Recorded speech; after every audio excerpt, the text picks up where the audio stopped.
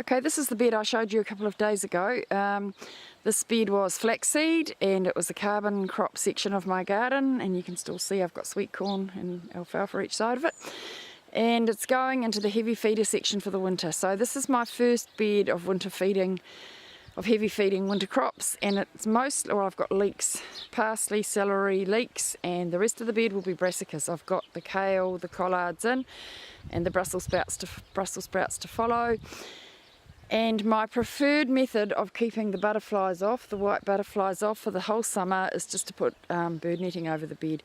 Occasionally, if it's really bad summer for white butterflies, I'll have to put a double thickness of bird netting, but I think there are two different sized holes that you find in bird netting, and if you get knitted bird netting, I think it's got smaller, the holes are smaller, and I think there's a white butterfly there right now, he won't be able to get in.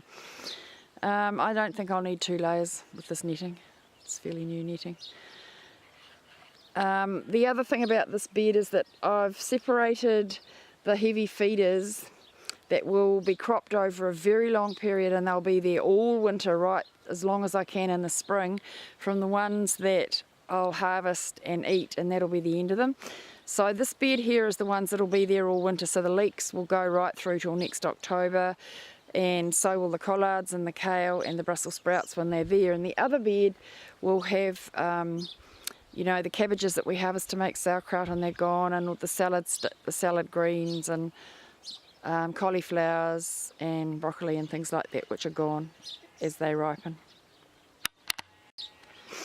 The reason for separating them like that is a management tool, because what will happen in spring, in early spring, we'll be wanting to get beetroot in the ground as early as we can, and carrots in the ground, and our peas and broad beans, the broad beans go in the carbon section.